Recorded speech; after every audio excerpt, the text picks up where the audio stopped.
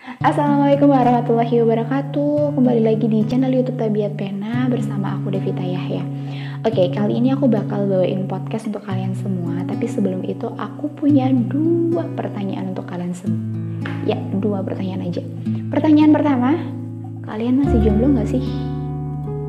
Ini buat yang masih ya, buat yang masih nanti bakal jawab ke pertanyaan kedua. Tapi yang gak jomblo ya gak usah dijawab sih.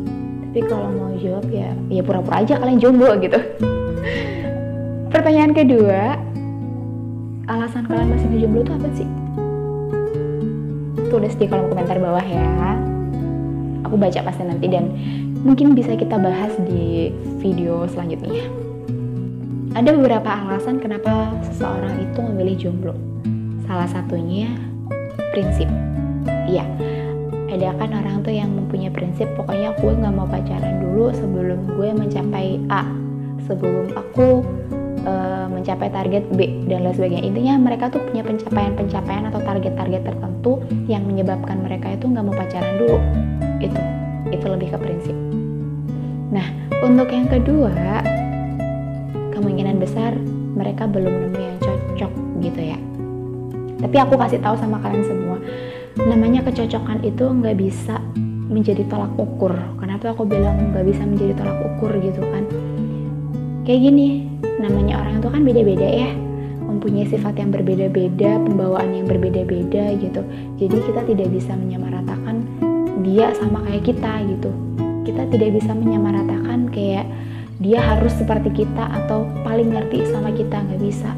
Jadi menurut aku yang namanya cocok tuh bukan tentang seperti itu aja, tapi cocok dalam artian kayak gimana dia bisa menyelesaikan masalah saat kamu ada masalah gitu. Gimana saat dia bisa ngambil keputusan dan itu pas kamu benar-benar perlu itu gitu. Menurut aku kecocokan lebih ke situ, dan maybe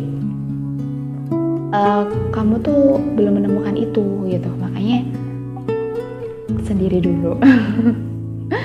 Yang ketiga, mana sih jari gue? Yang ketiga, mungkin karena trauma jatuh cinta kali ya.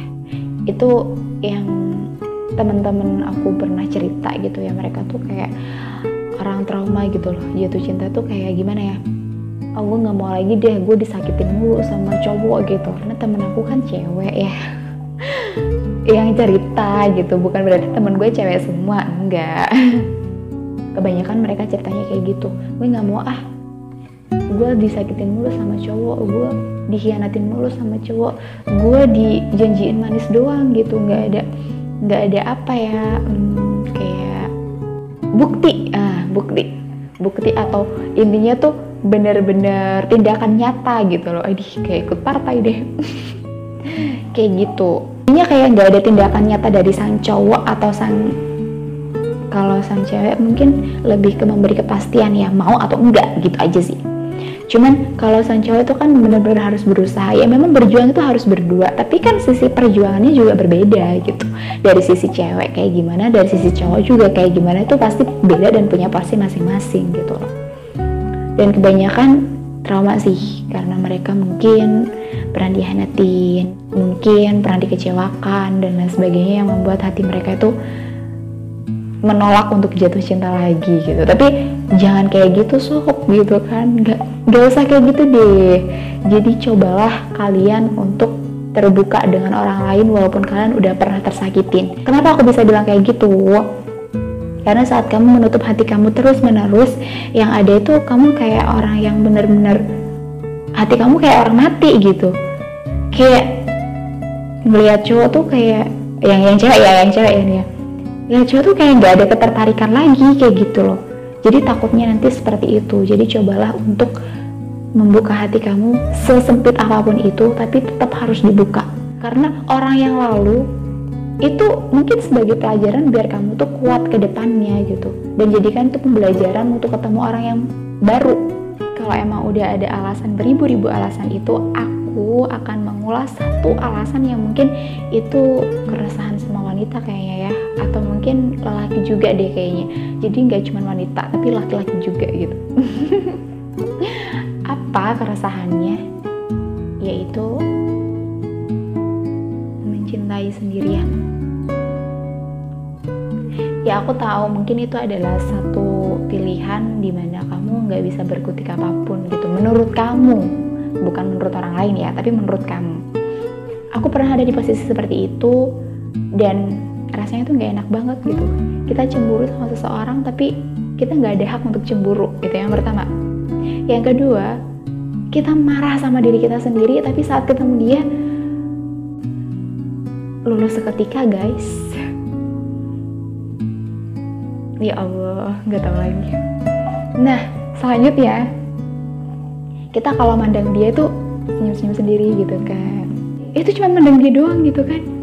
Apalagi kalau dia bisa sampai senyum sama kita gitu, bisa sampai ke bawah mimpi pasti aku yakin gitu kan. Apalagi itu benar-benar orang yang kita cintai diam-diam kayak gitu loh. Saat kamu mencintai seseorang diam-diam gitu, yang kamu bisa itu ya cuman menatap dia dari jauh, mengagumi dia dari sebatas gitu kan. Dan aku nggak tahu sih semuanya berakhir kayak gimana gitu, tapi akhir dari kisah mencintai diam-diamku adalah berujung tragis. Kenapa gue ngomong berujung tragis? Sekarang gini deh, aku mencintai dia, aku mengagumi dia, aku terima semua keluh kesah dia, aku terima semua curhatan dia tentang wanita yang sedang dia cintai gitu. Itu rasanya kayak mana sih? Sakit kan? Iya begitu. Dan aku rasa kalian gak perlu aku tanyain lagi deh gimana rasanya. Kalian pasti bisa mendeskripsikannya sendiri gitu. Kemudian yang pengen aku tanya juga sama kalian, apa sih sebenarnya tujuan dan alasan kalian tetap mencintai dia diam-diam? Padahal sudah jelas-jelas loh, dia tidak pernah mengharapkan kamu. Sudah jelas-jelas dia tidak pernah memandang di sisimu. Menatap matamu saja dia gak pernah gitu loh. Apa yang kamu harapin dari dia? Itu sih yang aku pengen tanyain sama kalian gitu. Karena aku yakin masing-masing dari kita tuh mengharapkan sesuatu yang beda gitu. Aku sama kamu pasti beda mengharapkan sesuatu sama seseorang, pasti beda.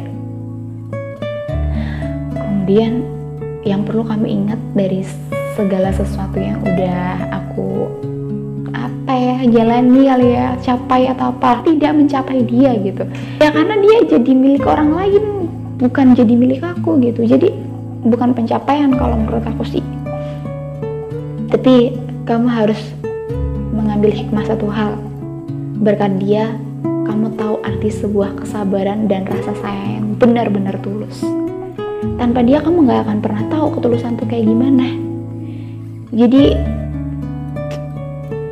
bersyukur aja sih sama semuanya, tapi tetap harus kuat hati, tegar kalau lihat dia sama orang lain.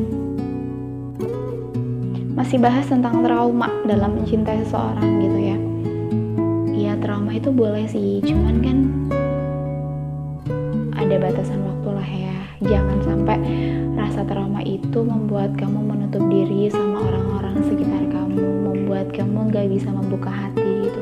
Belum tentu orang baru itu lebih menyakitkan loh. Bisa jadi orang baru itu adalah penyembuh untuk diri kamu gitu. Jadi kalau ibu aku pernah bilang tuh, cobalah untuk terbuka sama orang, cobalah untuk menerima mereka seperti apa. Jangan dulu menilai mereka itu dengan satu judge yang sebenarnya itu adalah kesalahan dari satu lelaki aja, kayak gitu. Kalian tahu gak sih bahwa ternyata tuh siklus cinta itu sebenarnya di situ-situ aja, dimana kamu cinta sama seseorang tapi seseorang itu gak cinta sama kamu. Dimana kamu mengejar seseorang, dimana seseorang itu tidak pernah mau mengejar kamu.